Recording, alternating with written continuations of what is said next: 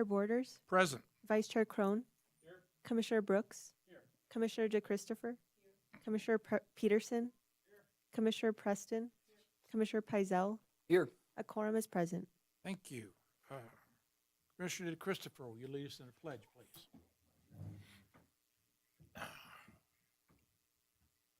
Pledge allegiance to the flag of the United States of America and to the republic for which it stands, one nation under God, indivisible, with liberty and justice for all. All right. The public is invited at this time to comment on any topic that relates to a matter over which this public body has supervision, control, jurisdiction, or advisory power, including any such matter that is not specifically included on the agenda as an action item.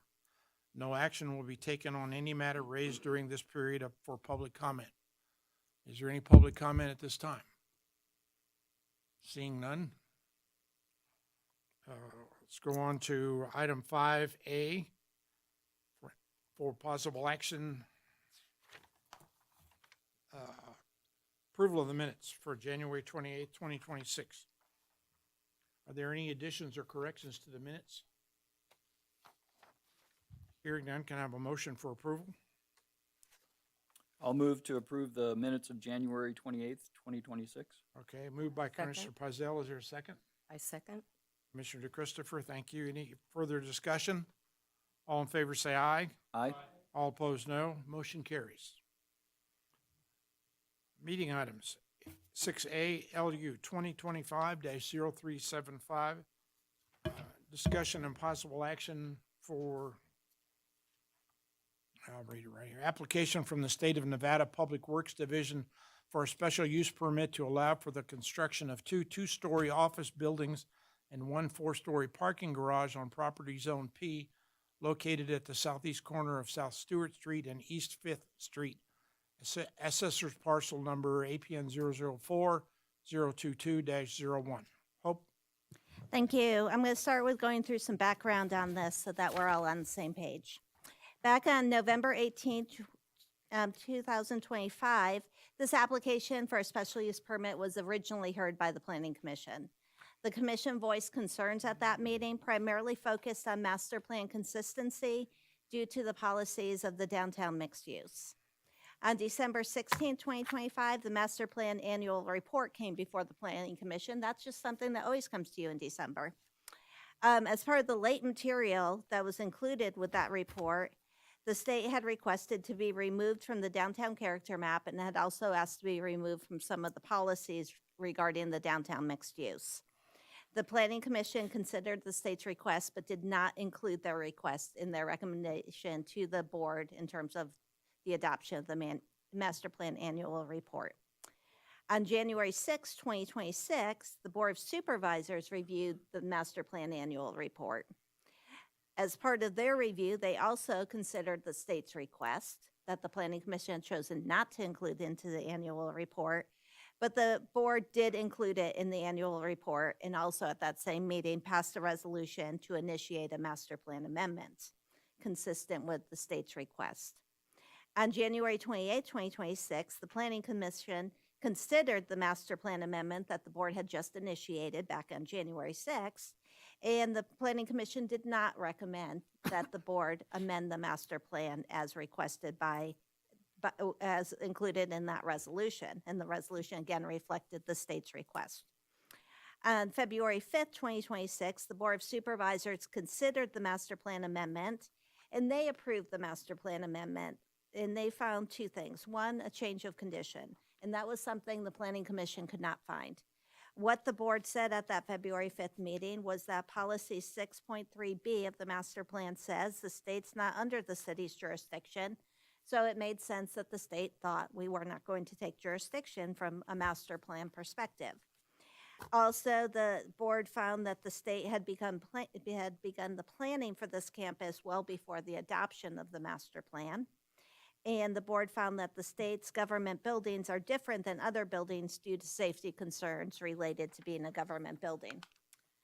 The Board of Supervisors also found that this, by taking the state out of the downtown character map and out of the downtown mixed-use policies, that would yield a more desirable use of land, noting the state's office complex would provide for pedestrian walkways and landscape features, that it would allow for the retention of historic structures, and that would allow for the redevelopment of underutilized land by providing workforce and economic development opportunities for the city of Carson City. So with the board's action of, February 5th, this property is no longer part of the downtown character map. It's no longer subject to the policies of the downtown mixed use. So you are looking at an application for a special use permit because the zoning is P, so it needs a special use permit. But in terms of the design standards, it's similar to if it were on Highway 50 or on College. It's not subject to the downtown standards. And I think at your last meeting, we kept kind of talking about that. So now I'll move on to what the proposal is. The applicant's proposing 2 new office buildings, each 64,876 square feet, and a 4-story parking garage, which will be roughly 155,789 square feet, and 275 surface parking spaces. Landscaping will be installed along the street frontages. When you consider any special use permit, including this one, you're considering the 7 required findings of fact. The staff has addressed all of these findings of fact in the staff report, and I'm happy to go in depth on any of them if you'd like me to. At this point, I don't plan to do that, but we'll do so upon request. A couple questions have come in advance of the meeting that I do want to address. One question was regarding the architecture and whether or not it was consistent with the city's design standards. The staff does find that this architecture is consistent with the city's design standards. It includes articulation, and there's discussion in the design standards about human scale, which is why when we look at this main entrance perspective, I think it's important to see the seating that's available and how they have done things to bring it to a human scale as you approach the building. As you look at the plan set, you'll also see a lot of details for benches and things like that, other amenities, which I think will also promote a human scale. A second question I received was regarding whether or not this review was premature, given that there is another pending amendment to the master plan, and that amendment is regarding the city's jurisdiction over this property that the state owns. And as has been stated numerous times at all the meetings that I referenced, the master plan says the city does not have jurisdiction. NRS 278-580 subsection 3 basically says that the state will be subject to the zoning regulations adopted under NRS 278, provided the use didn't exist on April 23rd, 1971. So this use did not exist at this location prior to April 1st, 23rd, 1971. You had the exact same thing with the legislative building that you looked at. You had the exact same thing with the visitor center over by the Railroad Museum that you looked at. And so the law gives Carson City zoning jurisdiction. So although the master plan, which is a policy document, in my opinion, erroneously stated that the city didn't have jurisdiction, that's because typically municipalities don't have jurisdiction over state projects on state lands. Nevada, in my opinion, is a little bit unique in that the legislature chose to allow local municipalities to have zoning jurisdiction. So I think because the law is in place, it has been in place, there's no need to delay. Our practice has been to take jurisdiction when the state is pursuing land development projects on state land. And I think it's appropriate to review this special use permit. And with that, Mr. Chair, I'm happy to answer questions. I will also mention that Brian Walker, the Deputy Public Works Director for the state, is here, as is Kevin Kemner with TSK Architecture. And if you want them to present or if you have questions for them, I ask them to come to the table at Sure. the beginning. Thank you. Hope, is this subject to the growth management as far as water usage? It will not be, because what the growth management ordinance says is the Growth Management Commission has to make certain approvals prior to the issuance of a building permit. The city, I just explained about NRS 278, Mhm. 580, and that we have zoning authority. We do not have jurisdiction on the building permit. So this will not go through the city's building division. So since there is no building permit, there's no building permit to hold up because that's not within the city's jurisdiction. If you think about the car wash we had, for example, Mhm. that car wash that was going to use however much water and was subject to approval by the Growth Management Commission, they could not get a building permit until the Growth Management Commission authorized it. So what the Well, growth, I wasn't thinking so much in trying to delay it, but I do know that it's gonna be a water user and and we need to know what that is. understood, and the utilities division will factor that in when they look at their user information. Okay, But because there's a connection, a regulatory connection between growth management and the building permit, and because the state does not have to come to the city for a building permit, there would be no reason to do growth management. All of that said, they will be working with the utility provider in determining piping sizes and things like that to accommodate the demand of their buildings. okay. And could you also talk a little bit about this deceleration lane? Because we did get some public comment on it also. Stephen, Or do that. Let Stephen do it.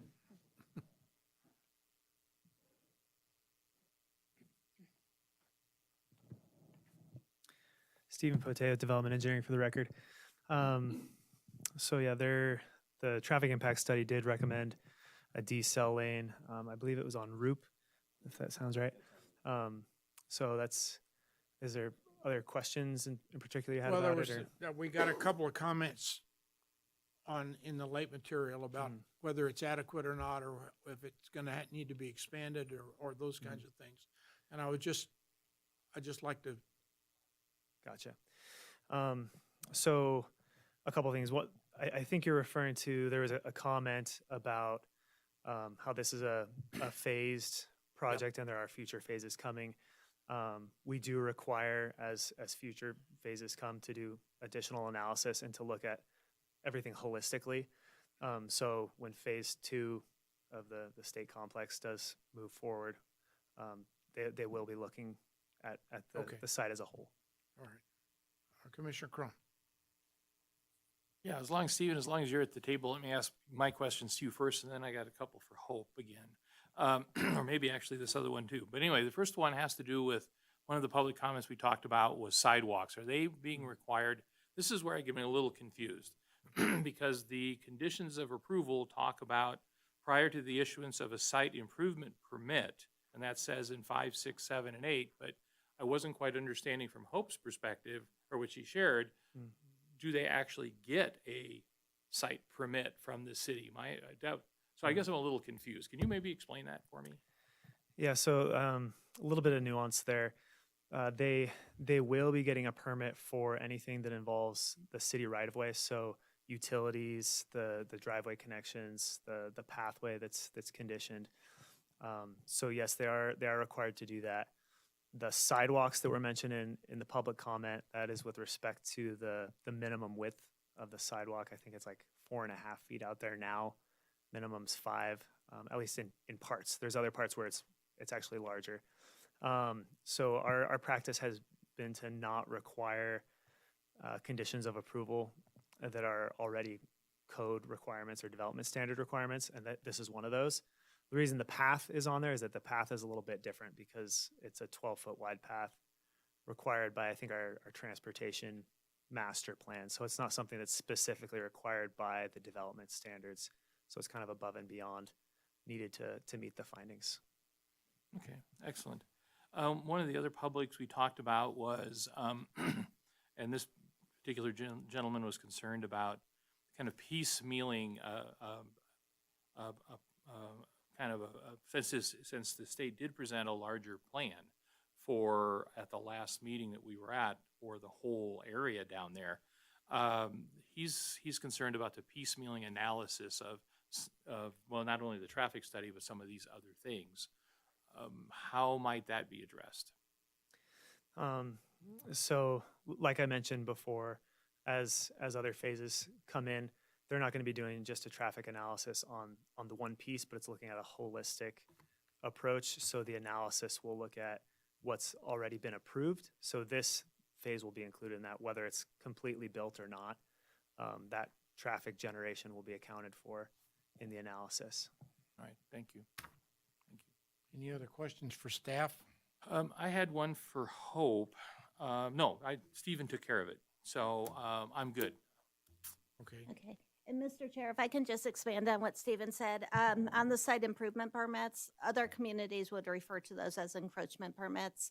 And that's work that's occurring on the city's right-of-way or to the city's system. So it's not the city as a regulator, it's the city as a landowner.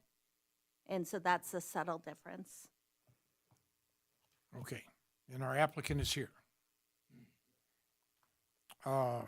There are 8 conditions of approval. Have you read those, and are they acceptable to you? Yeah, Brian Walker, Deputy Administrator of State Public Works. Yes, I've read those, and those are acceptable to us. Okay. I've got a couple of questions just on perception, and, you know, this picture kind of hits at it. The office buildings themselves are 2-story. And the picture on the right appears to be a 2-story building.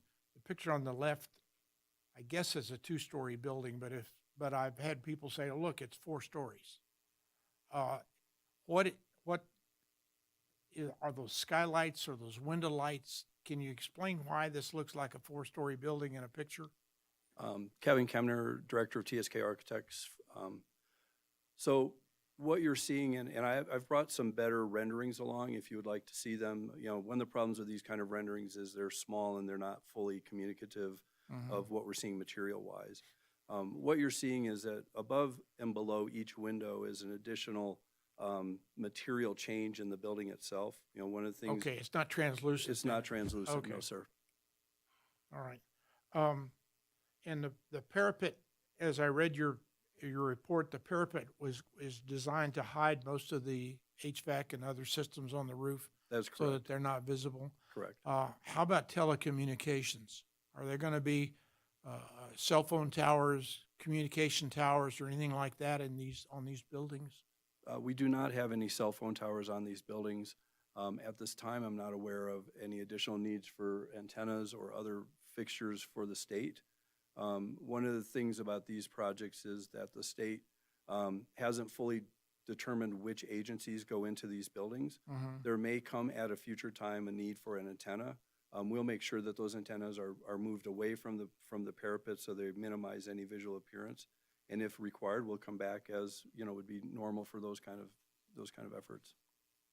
Okay. And I guess Commissioner Crone? Yeah, and so you're the principal of the architecture firm, am I understanding that correctly? So I'm the director of client relations. I've passed up above principal level. So I really, we all joke. I do the talking and not much work. So I'm, you know, here, but I've been involved with this project since inception. I also led our firm did the most recent Capitol Complex master plan revision for the state, and I led that effort. So understand where they're trying to go with these things. Okay, well, excellent. Because one of the things that has come up in public comment is the concern about the architecture, and and Hope addressed it. It does meet our design standards, at least that's what staff's position is. And what I'd like you to do, because is this the first time you've been here? It is. I apologize. I was supposed to be here in November, but had an emergency medical procedure. So Matt, you may have remembered Matt sat here, and you know, it was his first public appearance, so he got a real education. He got an fairly earful, quickly. didn't he? Yeah, You got an he did. earful.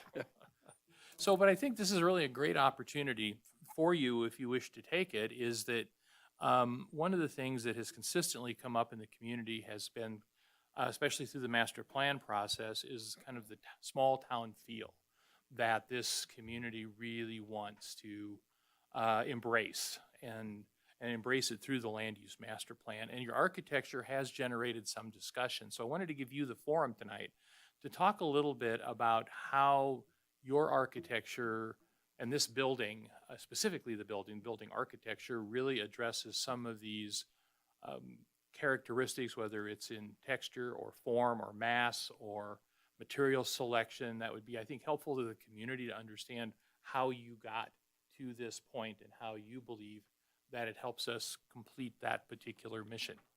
And I appreciate that opportunity. I'd like to step back a little to the time when we were working with the state on the Capitol Complex Master Plan revision. The state expressed a strong desire and has expressed a strong desire for this development. And, it's the concept of the mall and a Capitol complex has existed now for close to 40 years, going back, through several different master plan iterations. There was a desire that this would read as the Capitol complex and serve not only for Carson City, but the people of the entire state. And so there was a desire that the buildings would be cohesive, that as we build more of these buildings in the future, and the master plan is a 30, 40-year master plan, that they would read as the Capitol complex. And there was the desire for that to be a clear reading, not to be confused with, say, historic structures, or to not see them as parts of Carson City. And I think what we have two governmental agencies that have differing visions about the same land. In this case, these buildings are similar to other recent buildings that the state has done, not the Legislative Council Bureau, but the state library. If you look at the Supreme Court, they're all fairly modern buildings. They are to varying degrees with levels of articulation and other material differences. The state library is fairly stripped and modern. We see that the Supreme Court has different levels of articulation.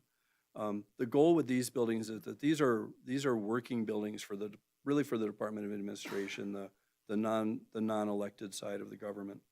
And so one is that we wanted them to be honest in their materiality, and so we're using concrete, we're using tile. There's a range of materials that are durable, that speak of economy but have a richness and a fullness to them. The other thing is that really these are buildings that have enhanced security about them, so they may not feel as open as a commercial building would. There's I think you mentioned earlier, Hope, that part of our site planning is in response to how we design securely for governmental buildings. So these buildings are intended to speak to the entirety of the state, because it's the state government versus a local government. They're intended to communicate, I think, that the ethic of the state, which was they wanted them to feel more modern. They wanted them to be honest in their materiality, to be economical, but to not be cheap. These are not cheap buildings. And so I appreciate the comments that have come up about not matching what is planned for the downtown multi-use area or some other parts of the city. I really feel that the intention here is to create the Capitol as a real Capitol in this part, and it's away from the historic Capitol building. It's away from the Heroes Memorial, the Attorney General's complex. Those are buildings that have great qualities about them because of the time they were built and how they were built.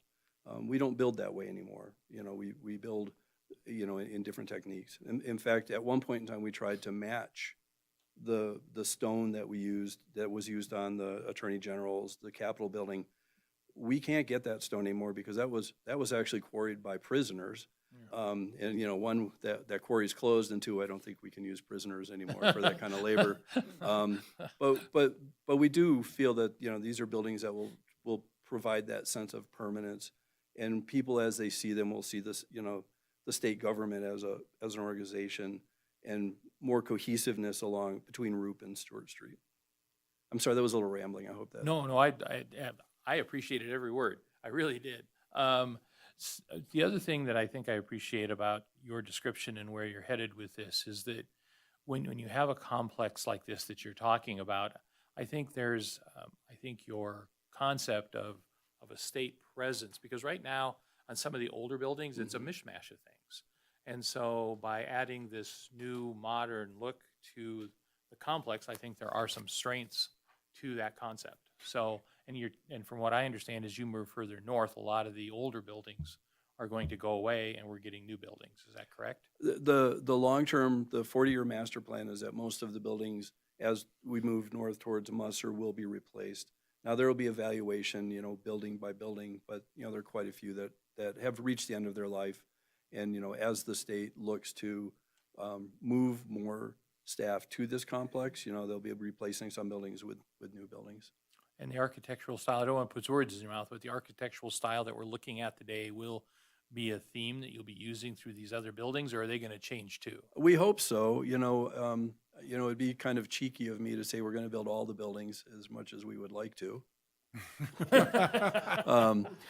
But, it does set a standard, at least in terms of coloration, materiality, and simplicity of form. That's also something that exists within the Capitol Complex Master Plan. Commissioner Fazell? There we go. Thank you. Just a couple questions. In looking at your application materials under overview, you've got in the second paragraph, the site's proximity to the downtown master plan area allows for architectural articulation that enhances and integrates with the existing landscape character. I'm not sure if you meant the existing surrounding buildings or somehow it's tied into the existing landscaping out there. I would say that that phrase, and I would have to go back and read that in specific. We have placed a fair amount of effort into kind of especially on Stewart, the alignment of the buildings. The Bryant building right now will actually sit a little further back, and has more parking in front of it. As we move north, the next one of these buildings, which is just past the fire station, there'll be significantly more landscape in front, as well. Thank you. And so you can see that there's significantly more landscape in the foreground along the street, and we're looking at the Roop side, but the Stewart side does the same thing. And so there's more walking paths. The foreground is more walkable. We're not trying to match the architectural language of the buildings immediately across Stewart Street, because quite honestly, we're looking at the backside of a shopping mall and a number of blank lots right there. So really, we're looking at this more in terms of like walkability and, amenities along the street front. Okay. Yeah, I was curious because nothing I saw reflected the Bryant building or the Senator Hotel or No, Department of Education. Or, and frankly, when we did the master plan, the state staff themselves do not like the Bryant building, and it was not held up as something to emulate. you having been in the Bryant building several times for meetings, I can understand that. Yeah. Next one is can you discuss the required 10-foot wide no planting zone? Is that a specific standard for the state buildings? Because we didn't see that with the LCP building. Well, first, let me just start a little bit with the LCB and this project really come from different agencies within the state. And so the Legislative Council Bureau building comes through the Legislative Council and doesn't come through State Public Works Division. And so we're dealing, in essence, we're dealing with a different client. Many of the offsets that we have with these buildings is to create safer buffers for the buildings. There's planning in these buildings. If I'm understanding your question correctly, if I'm not, please stop me. The part of the planning of these buildings is based on FEMA and GSA guidelines for site planning for governmental buildings, and so offsets and sort of zones that we're not using the landscape or setting things away from the building are intended to create a safer environment for the building and to reduce risk from bad acts. Mm-hmm.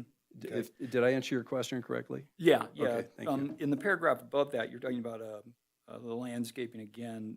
There's a screen wall proposed along the Stewart Street side and a portion of the Little Lane side. Yes. And why is a screen wall proposed?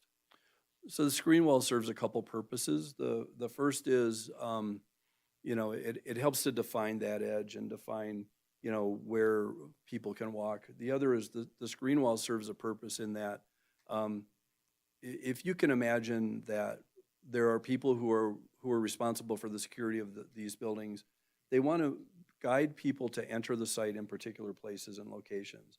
And so what they're not trying to do is have an open porous edge that people just simply walk in. They're trying to guide people onto the sidewalk and then to kind of major entry points. The screen wall also helps buffer the parking lot, so it's visually not as apparent from drivers and people who are walking along the edge. Okay, that's interesting. I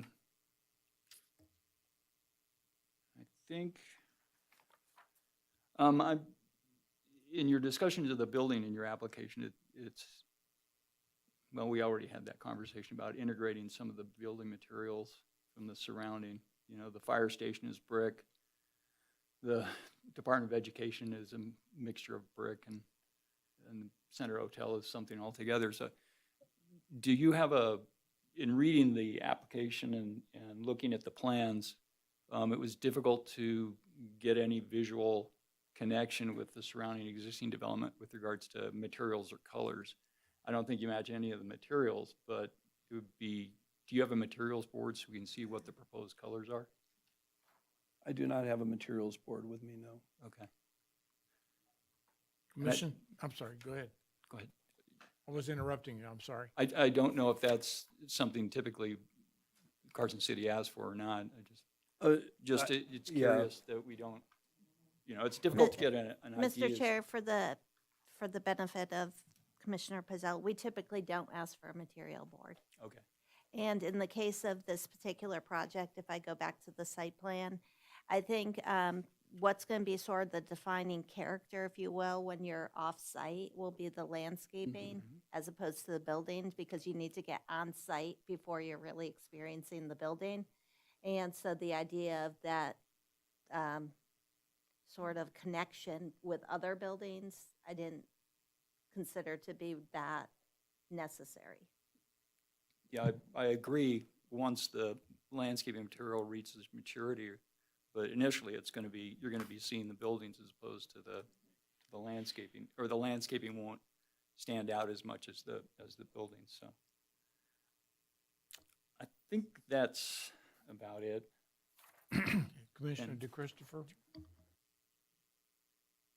Yeah, under that same, the landscape design area, Mm-hmm.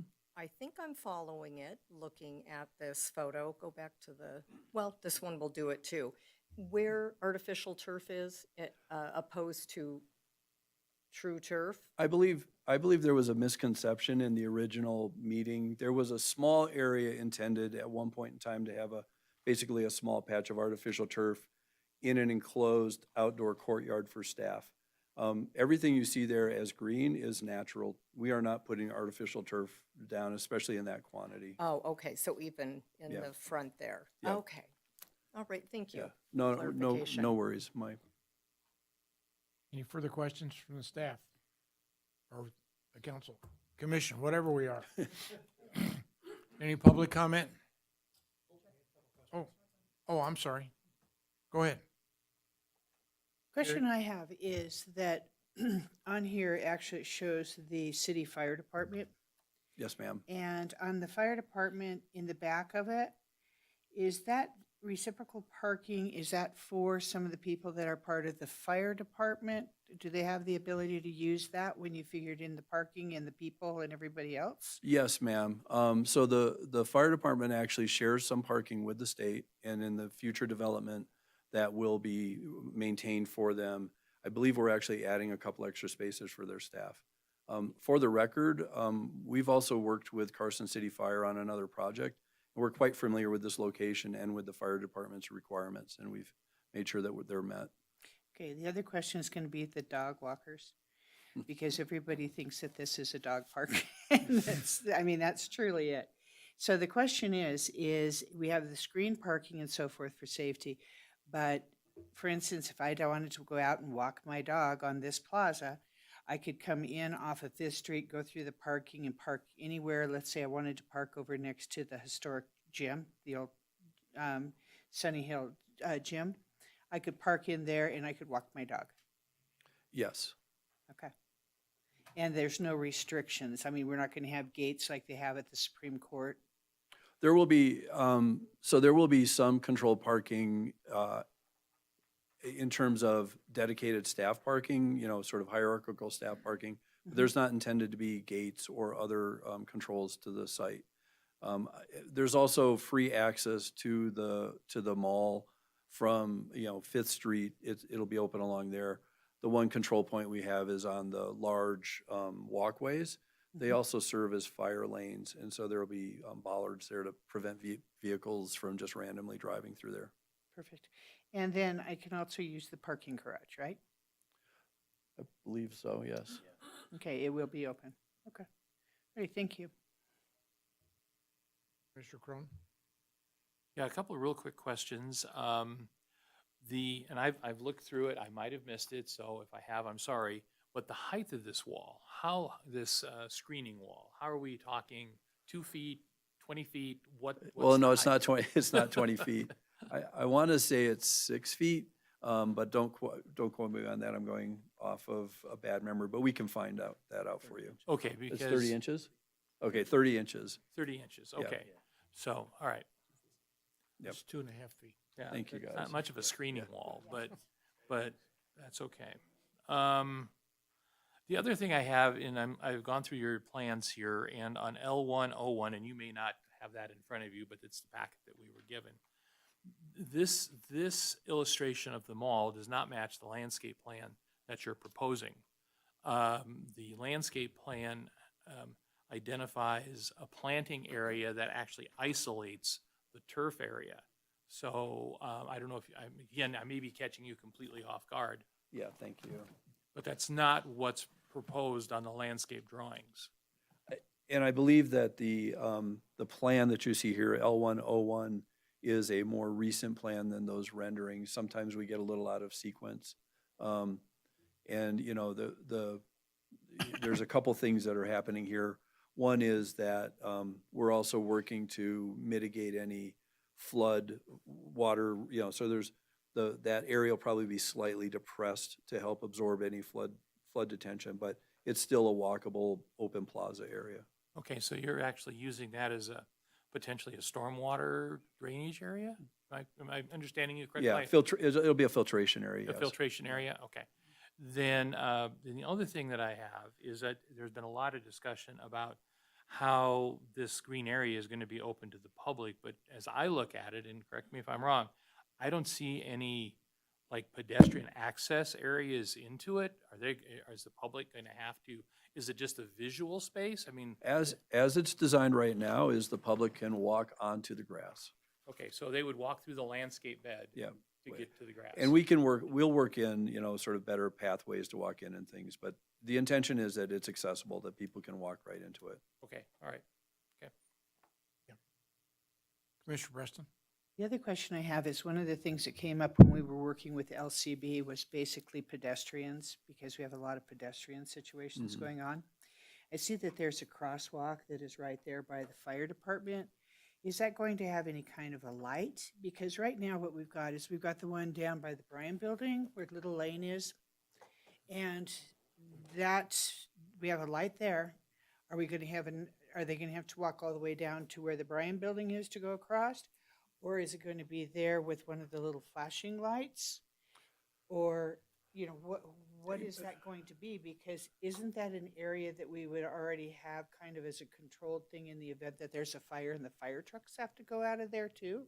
So currently, the fire trucks do not have a signal there. And that's something that I know that they've discussed a few times. In terms of a flasher for crosswalks, that's something we can certainly take a look at. I don't believe from our traffic study it was deemed required, but it could be added as a safety factor, depending on the states and. Well, the reason I'm saying this is because you have your buildings that are on the east side. Mm-hmm.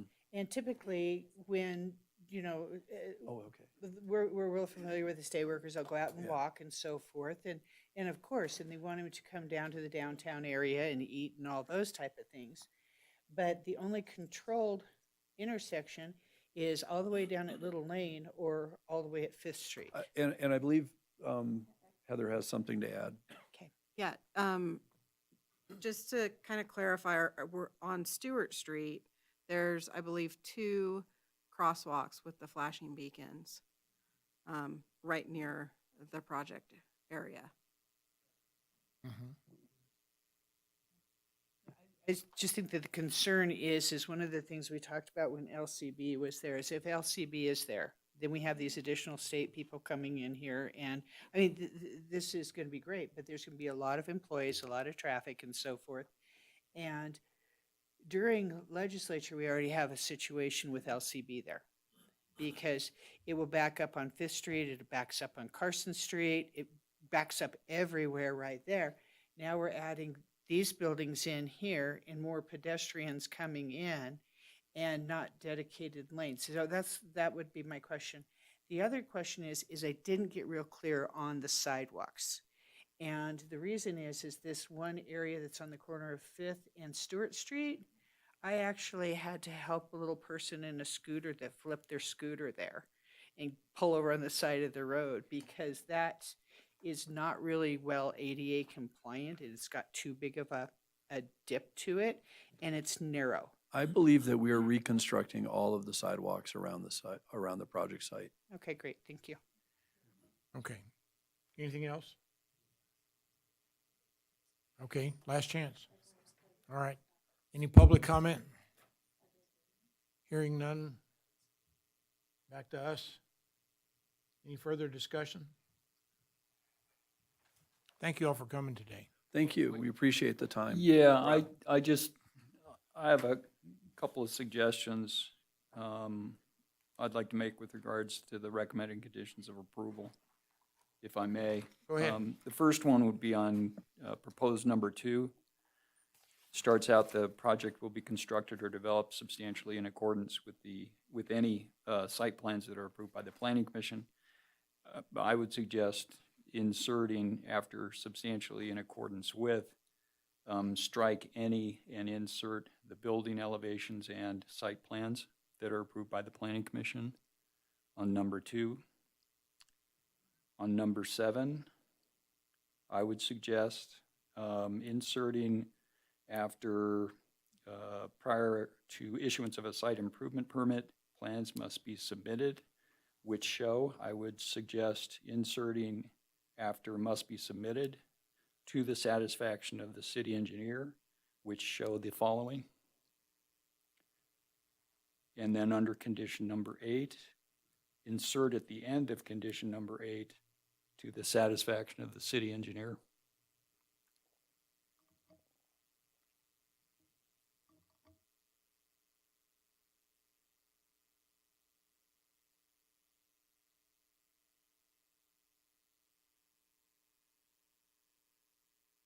Those be acceptable?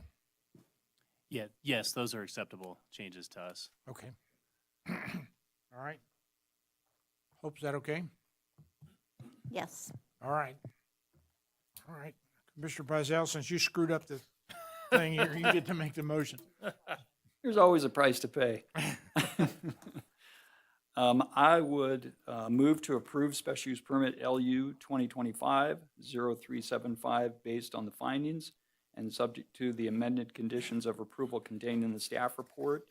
Would you like me to run through the changes again, or?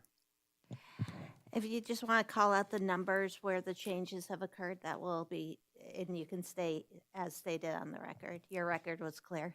Thank you. Subject to amended conditions of approval, number 2, number 7, and number 8, as submitted on the record. Okay. I'll second. Second. Any further discussion? I might note that that amendment was acceptable to the applicant also. That's on the record. Thank Okay. you. Just want to make sure.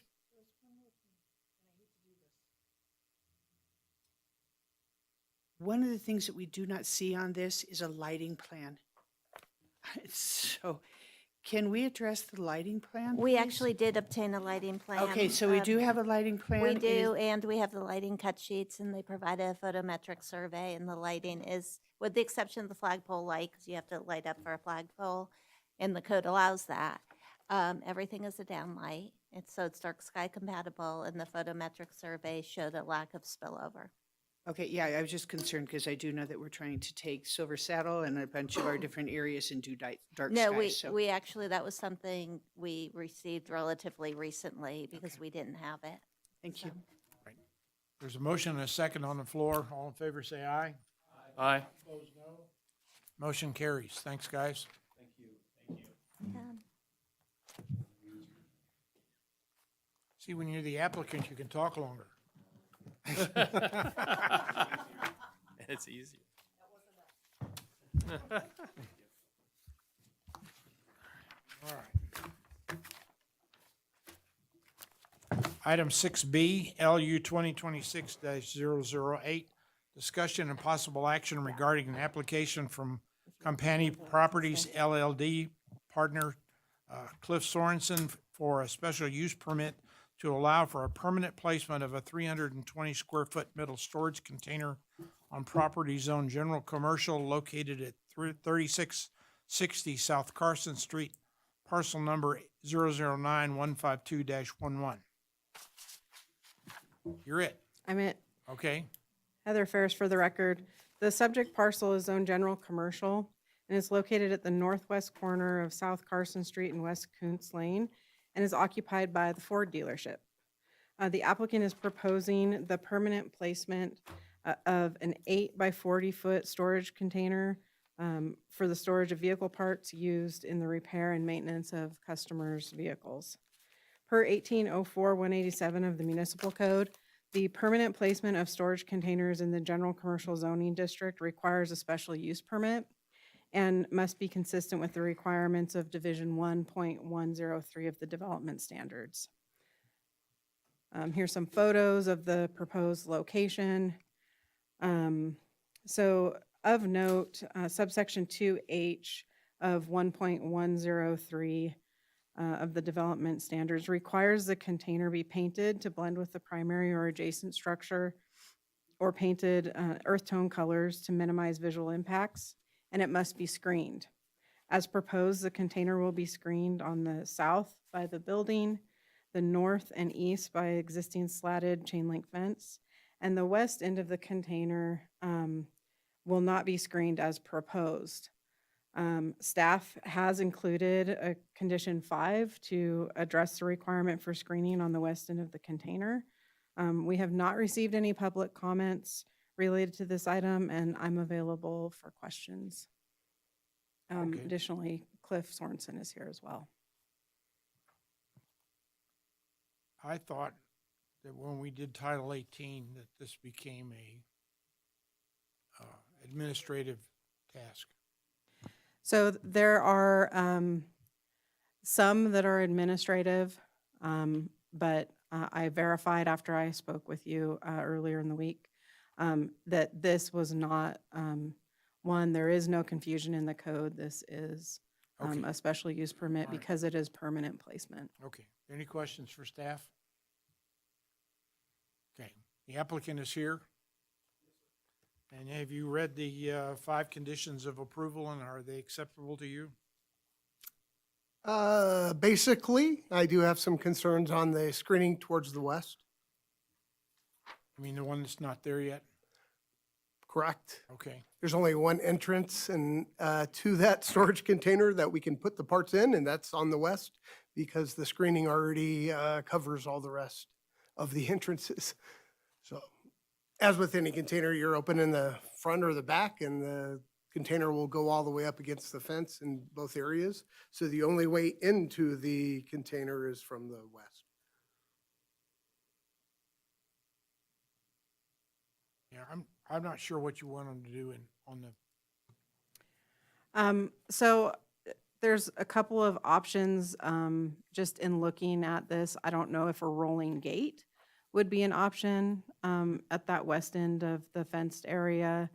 Alternatively, if there is a location along the building where an additional fence could come out without obstructing traffic, I understand that Yeah. that's an issue. And there just isn't.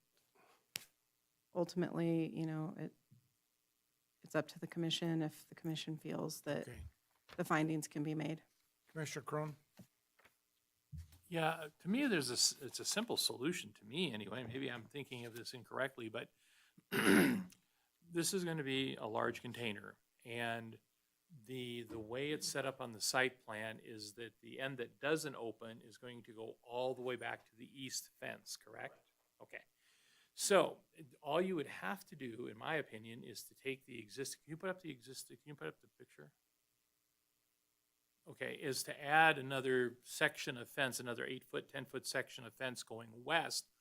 Then you can bring back the fence toward the building again, so you can open it. Does that make sense? Are you following where I'm going? No, No. I don't follow. Okay. Because I think everybody's been thinking that the end of the fence is where you're gonna put the screen. Okay, I'm saying that if you extend the fence that runs east-west by another 10 feet, you will then be able to open the gates and still screen the door. You're not, at least, Extend it to the east? extend it to the west. Oh, that's all drive. It's only one lane available now, that's shipping and receiving. That's where all the big trucks. Oh, that's where all the big trucks come in. Okay, Absolutely. all right. They'll be parked, the semis that deliver our parts every day, parked right next to this container. That is our only entrance, right? If you see on the picture to the far right, where there's kind of a person standing behind that, that is the entrance to the entire parts department from the shipping and receiving area. Oh, okay, all right. Not so simple.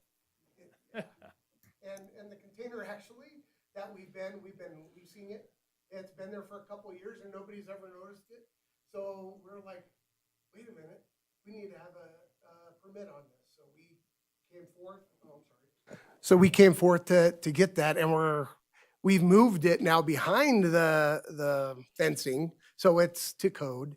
And it's already painted the right color. We actually tore up all the asphalt, put in 4-inch asphalt, so it was solid base. So this container could permanently rest on there. And again, our intention, it's the car business now, right? So our intention was to have that for 90 days.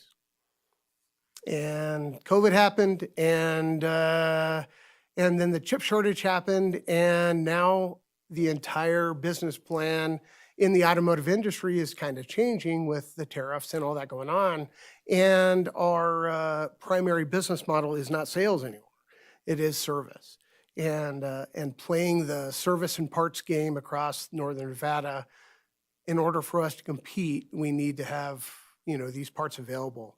Our building just isn't big enough, and there's no way to expand the building to make it big enough. We've had all kinds of contractors in, and because we don't want this storage area either. That's not our long-term goal, but we have to compete today, and that's what's going to make it happen for us, is being able to permanently keep this storage area, and then eventually maybe try to expand somehow. But that's where we're at. Anyway. Commissioner Peterson? Well, I'm sympathetic to the Ford dealership and Mr. Sorensen here. I mean, I'm looking at the picture on the right where you can see the guy standing behind the fence. And if you drew a 90-degree corner off of that post and you went due south, it's right in the middle of their roll-up door that gets them parts.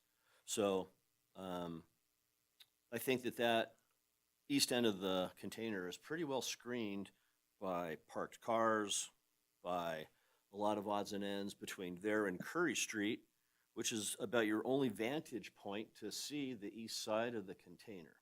So since we look at these things on a case-by-case basis, and he's coming here for a special use permit, and you look at the options and the things that we can and can't do, I don't see why we can't let the container stay without being shielded on the west. It seems impractical, and I think it's out of view for 99% of the people, unless you have binoculars on Curry Street trying to see the east side of or the west side of the container. What if you painted the open front of the container like the fence? So it looked like the fence? That would be no problem. We painted it to match the building. Yeah. But we could paint it white. I mean, if you painted it to make it look like the same fence was I get screened. it. Absolutely. Absolutely. Okay. That is that absolutely easy to do. Commissioner Preston? I love that idea, because the one thing is, if somebody had a Chrysler six-pack store, I know that people would come in with the semis and everything's on pallets, and I can see that you've got your lift right there. So you're bringing things in and out of that container and then bringing them out. And the parts racks are typically a lot bigger than, I'm sorry, your store's a little old, and it doesn't have it does not have the ceiling heights that you typically would have for, parts racks. So I really like the idea of painting that east side to match the fence. I mean, that seems to be easy. West side, I'm sorry, the west side. Commissioner Christopher? I just wanted to concur with Commissioner Peterson's comments. I can support that and do like the idea of doing the paint so that it matches it, but not looking to get in the way of business, given how it's currently done, but looking forward to an SUP for expansion.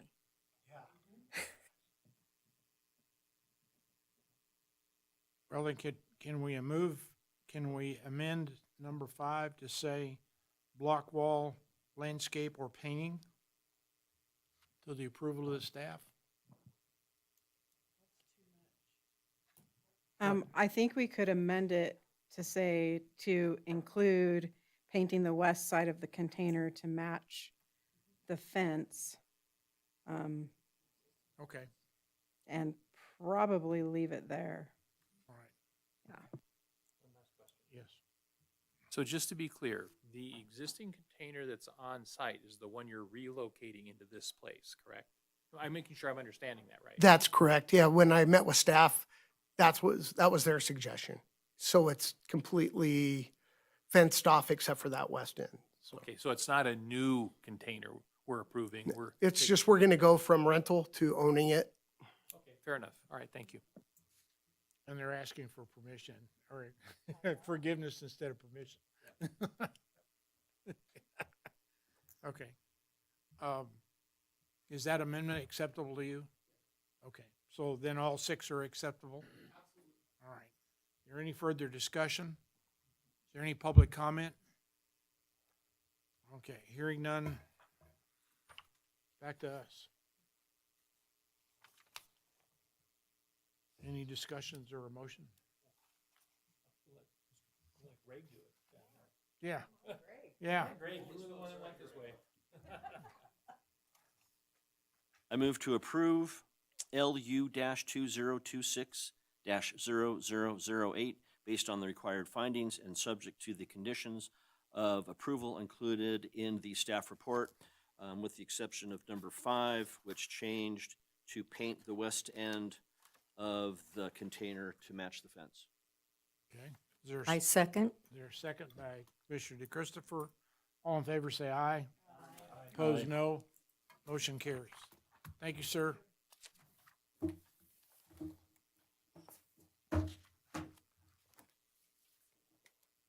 Six C MPA 2026-0024, discussion and possible action regarding a resolution approving a master plan text amendment and recommending approval of the amendment to the Board of Supervisors to amend the text of the policy 6.3B downtown character areas to create consistency with NRS 278-580. Heather. Thank you, Heather Farisigan, for the record. On December 16th, 2025, the Planning Commission was provided with the Master Plan Annual Report, and following review, forwarded recommendation to the board to initiate an amendment to the Master Plan Policy 6.3B to create consistency with NRS 278-580. On January 6th, 2026, the Board of Supervisors considered the annual report and adopted a resolution initiating this request. As currently written, Policy 6.3B incorrectly states that the city does not have jurisdiction over state-owned properties. This is incorrect, as Hope described earlier tonight, per NRS 278-580, which states that the state and its political subdivisions shall comply with all zoning regulations except for the expansion of any activity existing on April 23rd, 1971. This master plan amendment will modify the text of Policy 6.3B, recognizing that the city does have zoning jurisdiction over those uses, that did not exist prior to April 23rd of 71. The text proposed to be added is shown in bold and underlined, and the text proposed to be deleted as stricken on this screen. It should be noted that the paragraph regarding the state office complex was deleted from the policy per the board's action with the Master Plan Amendment MPA 2026-007 on February 5th of this year. So with what you reviewed, so this is pretty consistent with what you reviewed in December. Staff is recommending that the 5th paragraph of policy 6.3B be revised to read, the Capitol Complex is a defining feature of downtown Carson City. The Capitol Complex serves as a draw for visitors and residents and contributes to the character and vibrancy of the downtown. Plans for the Capitol Complex and properties that abut the Capitol Complex should be coordinated with state facilities, staff, and planners as appropriate to be consistent with the goals and policies associated with the downtown. Staff has made all 5 of the required findings, and a draft resolution is included in your packet for consideration should you choose to adopt the resolution and recommend approval to the board. We did receive 1 public comment from Greg Novak, which you should have in your late material, and I am available for questions. Okay. Any questions for staff? Commissioner Crone? Yeah, I wanted to talk a little bit about Greg Novak's comments, and it doesn't really necessarily have to, from my perspective, whether I'm going to vote for this or not. But he does talk about the idea that there just needs to be some continuing, ongoing discussions. Let's see. So with the master plan and some of these things, how is staff planning to work with the state to kind of move forward so we don't end up in the same situation again?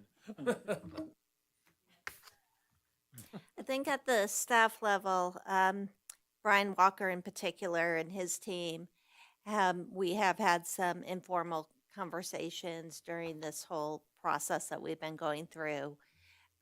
You've heard Brian Walker state publicly they haven't built a building for 20 years or something.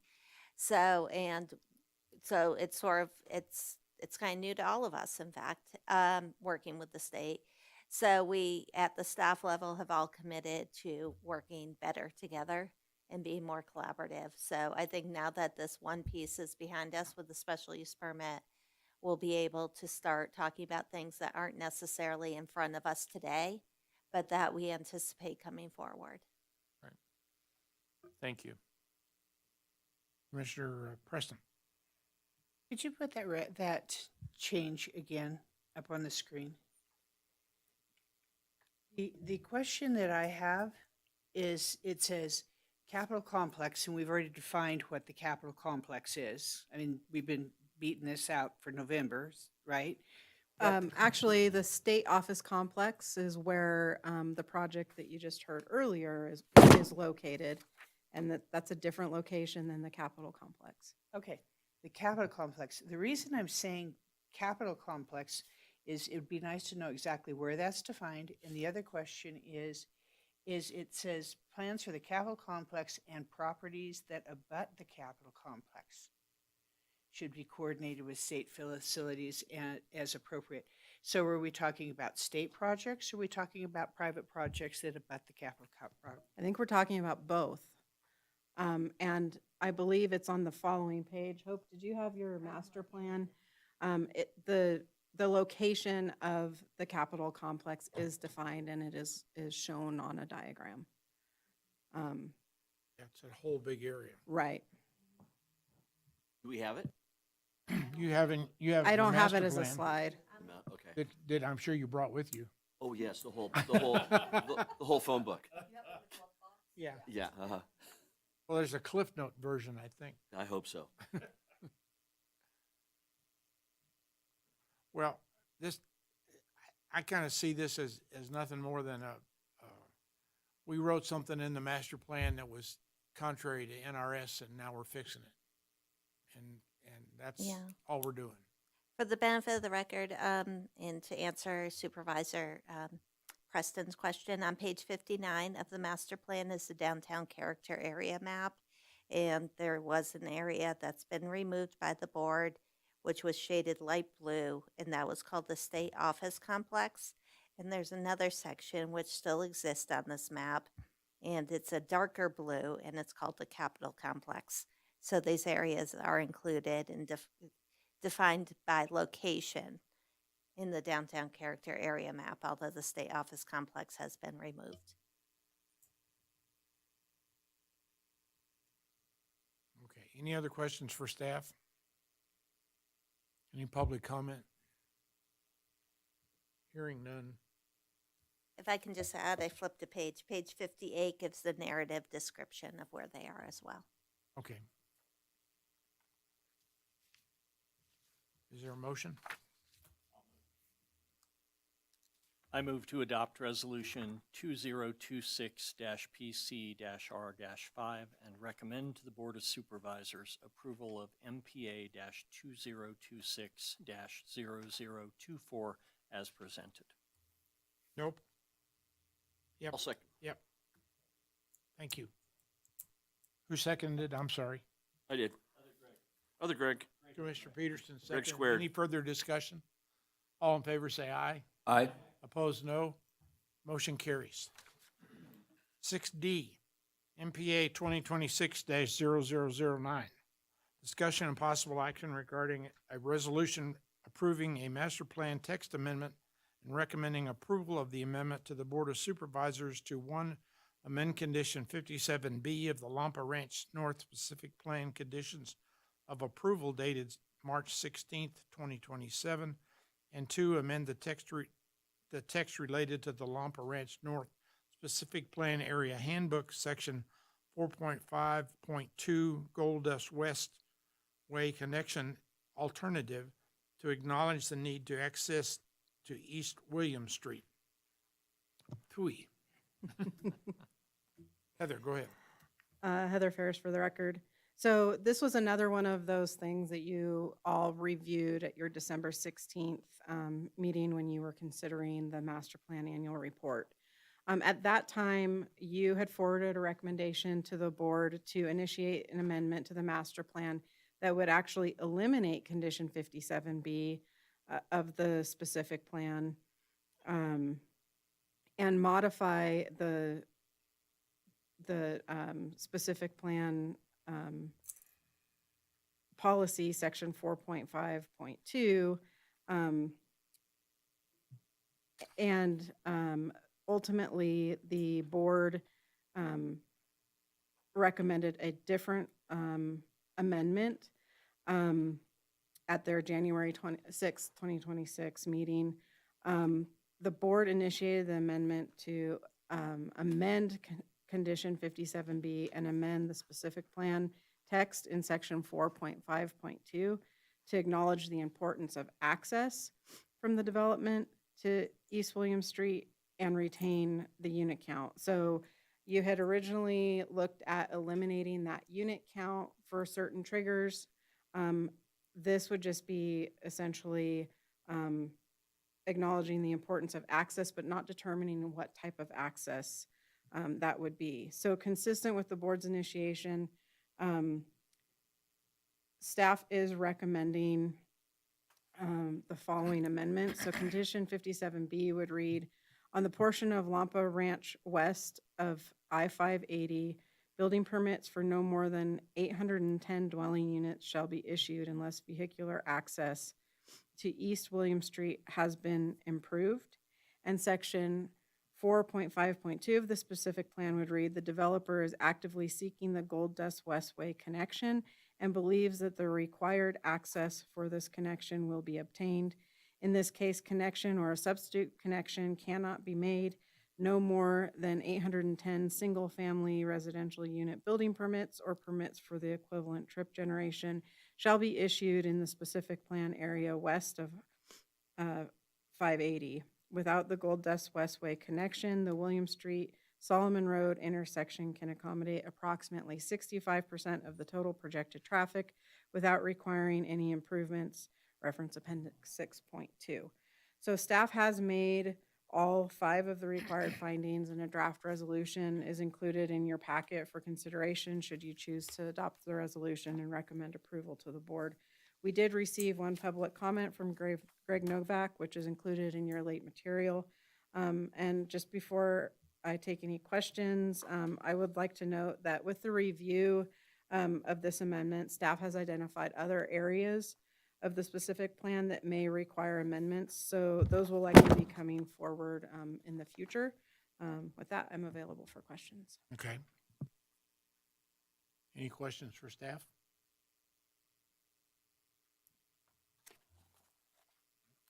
Yeah, real quick, Heather, you talk about in here, maybe I'm misunderstanding it when you talk about, unit counts. So explain to me why the unit count was taken out, and I don't see the wording that indicates that, or am I misunderstanding that? So the unit count has not been taken out. Originally, that's what you all had recommended going forward to the board. The board decided that they did not feel that that was the intent, and that was consistent with the intent when the specific plan was adopted. And they just directed us to essentially recognize that access is needed here, but not predetermine what type of access that might be. So currently, the way it's written, it requires it be a right-of-way. Mr. So- Chair, if I can just expand on the board's conversation a little bit. All right, please. Brought this to the board. If you look at the attachment to your resolution, Exhibit A, and I'm going to just go down memory lane for a minute. So basically, when the Lampa specific plan came forward, there was a condition 57A that the Planning Commission saw. And what that there was a condition called 57. There was no A. And what that condition said is you have to meet this certain level of service. And what happened at the board meeting is one of the board members in advance of the meeting said, well, nobody really knows what level of service means. We want to know how many units are going to trigger this improvement. And so Patrick Pittenger, who was then the traffic, ran the transportation division, reached out to the traffic engineer and said, hey, what's the equivalent unit count? They said 810 units. So that's what we put in. But we also put in words that say, because we were doing this at the board meeting, and that's why there's a B, because 57 became 57A, which just talks about level of service. And so this B says, okay, when you hit this, you have to have a road connecting to William Street, and the improvements have to be accepted by the city engineer. What we brought before you, and you, as part of the annual master plan report, was to eliminate the B. We said, let's just leave the A. The two were supposed to say the same thing. They don't say the same thing anymore. Let's just go with the A and get rid of B. The board said no. We were very deliberate in wanting that unit count. That was really, really, really important. And they said, access is important. But then the conversation, this is the piece that Heather didn't talk about because she actually, I don't even know if she was at that board meeting. But what the conversation then turned into is the wording in 57B. And because 57B uses the word road and says it has to be accepted by Carson City, that means we have to build a road on what is that driveway right next to Gold Dust Way. Well, if we go back to the map, you'll see that's an off-site improvement. And can we go one back from that one? That one. So you'll see the Lampa specific plan doesn't have frontage on East William. And the only way to accomplish that road, so to speak, is to get one of these property owners who are between the specific plan and William Street to agree to build a road. Well, the obvious place would be Gold Dust Way, which is not a road. It's an access easement. And so at the board meeting, the conversation was, well, there's really challenges to getting the right-of-way or the width, a strip of land that will accommodate the construction of a road. And you have a building, you have parking lots, you have improvements. It's not that easy to just build a road when you have all this improved stuff. And the board said, okay, fair enough. It's going to be hard to build a road. And the public works director was part of that discussion with the board. And board said, we get that maybe it's not going to be a road. It has to be access though. So the board felt very strongly about keeping 57B, which has that unit count.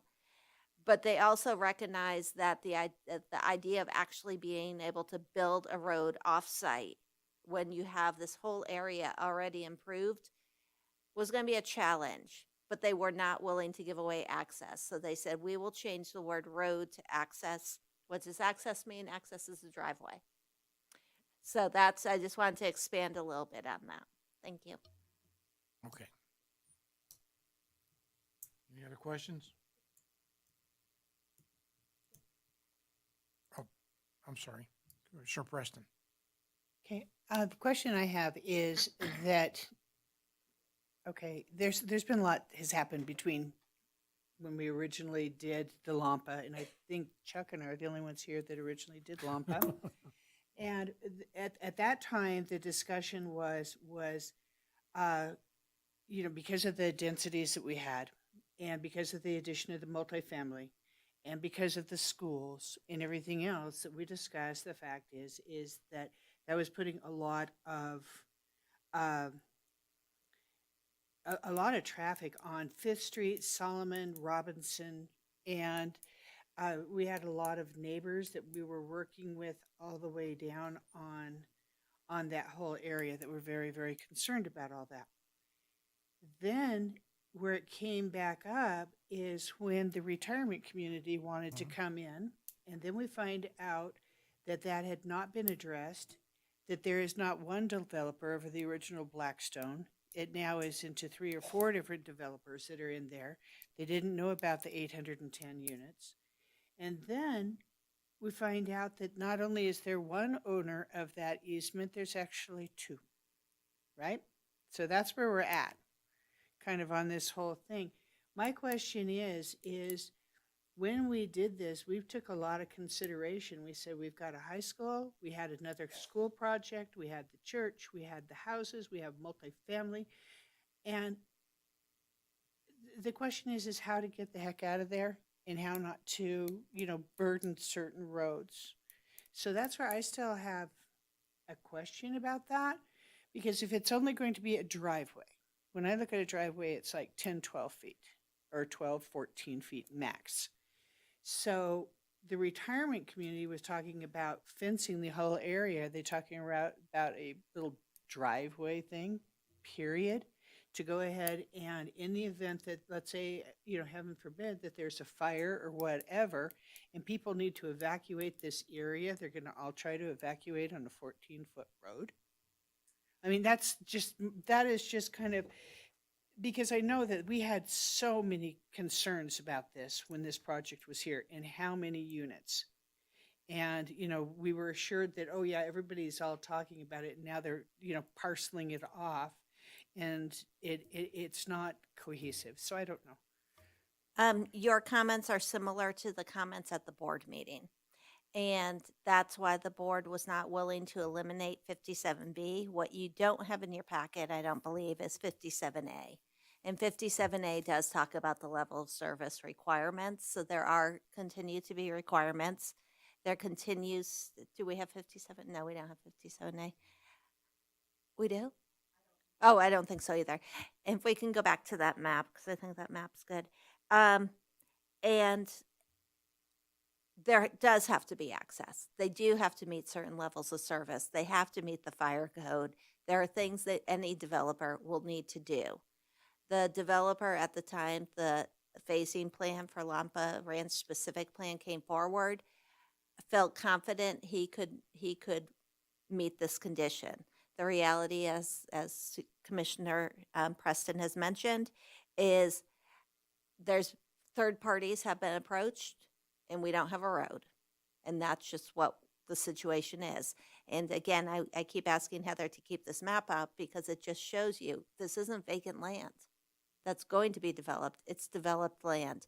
And I use the word driveway, and I maybe shouldn't use that word, but I use it because Heather and I were on a call with some developers, and they I think they used the word, conversation was, what's the difference between access and a road? And I said, a road, the city has standards for a road, very specific standards that have to be met for the city to accept a road. When we use the word access, think driveway. That doesn't mean a 10 to 12-foot driveway. A driveway can be wider than that. And I suspect the fire code will expect it to be wider than that. But I use that to kind of distinguish the term access from a road, which has very objective standards. Commissioner Bazell? And just because I go past this area all the time, either on my vehicle or on my bike, it's not just an access out onto Robinson and the access to the north to Williams. You've also got accesses being created, additional accesses being created on Solomon and Fifth in the existing part that you see developed in this picture, but also on that east side south of Robinson. So it's no longer just a couple of entrances and exits out of the subdivision. And I agree with Hope. You know, typically the fire code requires for driveway for fire equipment accesses, you know, minimum of 20 feet, but typically they demand 24. So, and in listening to the Board of Supervisors meeting, again, the fire chief didn't seem to have an issue or didn't stand up and speak that this shouldn't be allowed, and the city engineer was supportive of it as well. And again, Hope pointed out correctly, when it's deemed to be a city road or a county road, there are specific standards and right-of-way widths that have to be met. So if you're going to develop it as a road, you're going to be taking out some buildings to the north and required parking as well. So in just watching the meeting, it looked to be an acceptable solution given how this area is developing. Just my 2 cents. Commissioner Preston? I think what my thing is that we actually sat here in front of a lot of people that had public comment that were very, very concerned about the amount of traffic with their schools, with everything else that was on there. And so they were looking for that arterial. So honestly, on this one, I can't support it. So I did want you to know that. And Mr. Chair, just for clarity, the Planning Commission never looked at 57B. The Planning Commission approved it with 57. Mahela has 57 up if you want me to read it to you. Okay.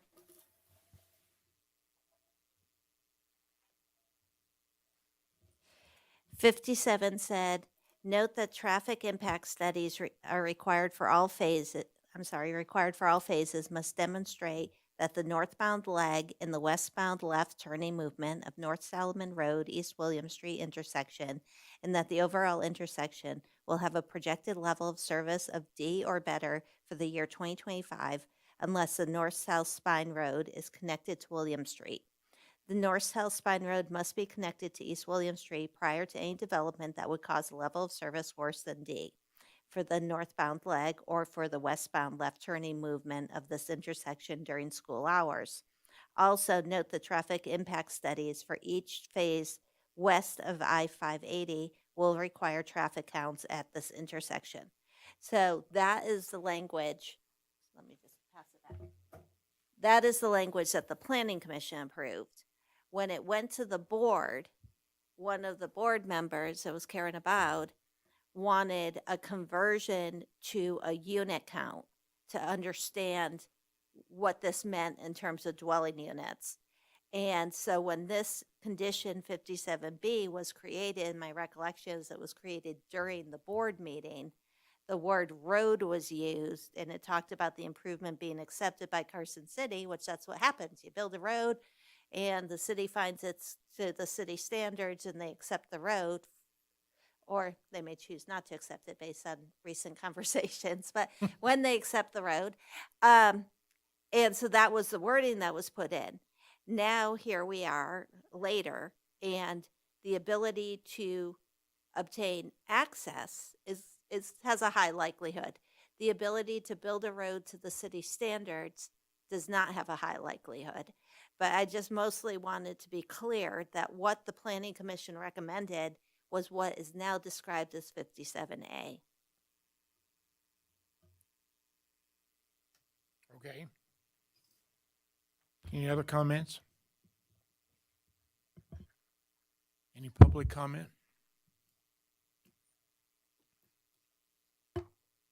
Is there a motion in our future? Sure. Okay, Commissioner Pazell? I move to adopt Resolution 2026 PCR6 and recommend to the Board of Supervisors approval of MPA 2026-0009 as presented. Seconded. Second by, This one. thank you, Commissioner Brooks. Any further discussion? All in favor say aye. Aye. Opposed? No? No, one no. Commissioner Preston. Staff report.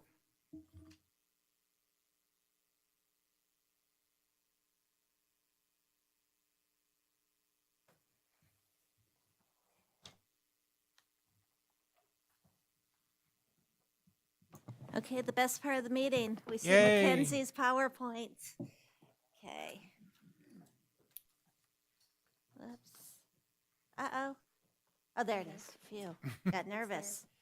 Okay, so we're looking at activity in February through February 24th. So total valuations of permits in February, slightly more than $8 million. The total valuation in 2026 as of February 24th was $26 million, over that. So you'll see there was a lot of activity in January. February, it looks like it's a little slower. What's also happened in the building division, effective February 13th, was there was a bit of a changing of the guard, if you haven't heard. Since 2014, the city had outsourced its building division. So that means the building official, inspections, plan checking, permit techs, they were all from a third-party vendor. The city has brought those jobs and that operation in-house, and that happened on February 13th. So it might have been a busy January. Let's see. In terms of housing starts, there were 11 housing starts in February as of February 24th, with a total of 46 housing starts in 2026 as of February 24th. So that's a pretty big number for less than 2 months. Planning Commission, you know what you did tonight. Code enforcement in February, so far they've opened 45 cases, they've closed 43 cases, and they've been working a swing shift, proactively looking for unlawful vendors who are operating in the evenings, primarily food establishments that are just setting up on the side of the road. Business licenses so far this month, 51 new business licenses have been issued. Special events on March 7th will be the wine walk, and on April 25th is the Parkinson's Warriors Never Give Up at the MAC. And that is Mackenzie's PowerPoint, so we can turn that off. In terms of your upcoming items, you have a busy agenda for March, so thank you all for agreeing to start early. What you have is, you have a special use permit for, it looks like it's a subdivision over at the airport. It's a tentative map for 5 parcels. It looks like it's on the airport ground, so it may be hangars or something. Okay, over at the Catholic Church, you're going to have a request to rezone the property. You're going to also have a special use permit for the school, and you're going to have the abandonment of a right-of-way. Where it turns a corner, there's kind of a bulb, and they're looking to eliminate that bulb, so it'll be a right angle. You'll also have a special use permit for 5 shipping containers at the National Guard site. You'll have a special use permit on 5th Street for the State Mail Services building. You'll have a special use permit over on Clearview for a metal building, so an outbuilding. And you'll have a special use permit on Airport Road to amend a special use permit for self-storage in an office building. I also am hopeful that you will have, I'll be able to bring to you the amendment to Title 18 for short-term rentals. And I will likely bring to you a request to initiate a text amendment for the parking standards in redevelopment area 1. And you all, 6 of you, not all of you, participated in listening sessions earlier this week. I think those were really productive and informative, and really appreciate everybody who participated. I think it's helpful to get to have that dialogue without a 3-minute limit. And that's all I have. Is there is there a new timeline for when we're gonna get a codified version of Title 18? The codified version was posted online earlier this week. However, some of the more recent amendments, like the temporary uses, and what was that? Oh, vendor carts. Those are not in it. And so we'll work with the clerk's office to get the and the recent one with the historic district and moving a building. That's not there. So we need those 3 amendments to get incorporated. But right now, it's pretty close what's online. Okay. Commissioner Bazil? I understand congratulations are in order. You managed to secure yet another straw to put on your back. So for those who didn't see the front page article, that's about Maneuver Road. I will autograph it. So, yeah, when the city manager became the city manager, something that he focused on, and you all talked a lot about it during the master plan, was economic development, the city's role in economic development. And so what the city manager had said from the very beginning is he wanted to identify somebody within the city organization to take on economic development, as opposed to bringing somebody in purely for economic development. And so I asked to be that person, and he took a while, but he did agree. And so now our department is now called the Department of Community and Economic Development. We are recruiting right now for a deputy director, if you know anybody. So that recruitment is open as we speak, and that person would run day-to-day operations while I do more of the economic development and kind of do a knowledge pass down, so that person ultimately could become the director. Cool. Okay. Any other comments?